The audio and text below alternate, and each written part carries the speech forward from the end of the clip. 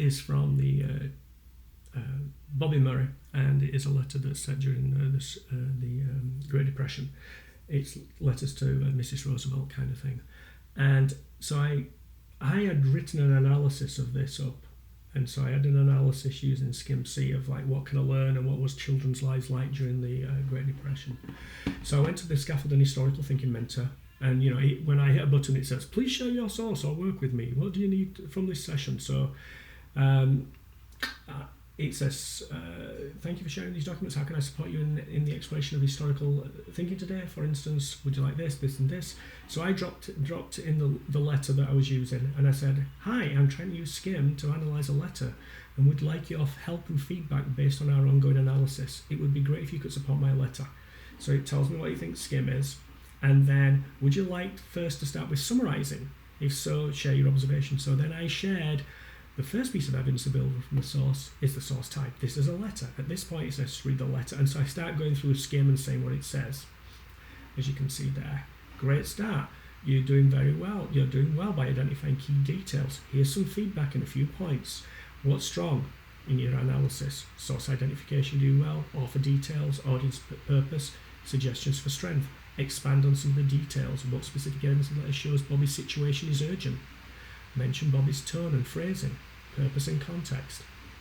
Follow-up questions. Would you like to move on to contextualising? So I'll drop that in. What's my strengths? Broader context. You correctly identify the broader context. You talk about local, things for refinement. Consider mentioning, and it's again assuming that I know things about the wider world, but it's triggering me in a discussion of things to think about and look up.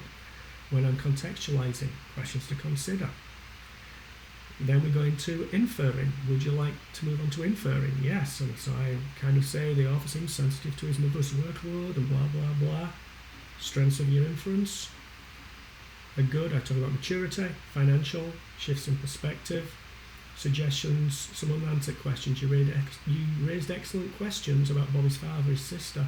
Further speculating further, could these absences indicate a family's instability? Government trust. This seems to be his trust. Why? Limited details on local context, so to refine that. Questions to push your thinking further. What does Bobby think? So there's a lot of stuff that keeps happening back and forth in this type of thing, and I keep dropping in things as you go. Here is my quick full evaluation of the letter. I cannot corroborate as I have no others, and then based on my full letter, it kind of has some inquiry questions that I could further go into. This letter sets up several compelling avenues. Using the rich, evaluate the letter's usefulness. So it kind of offers up me some ideas to extend, gives me a little bit of feedback as we go and play. And again, it really is thinking about the nature of the discipline and supporting learning. Again, we're not there totally yet, but we've played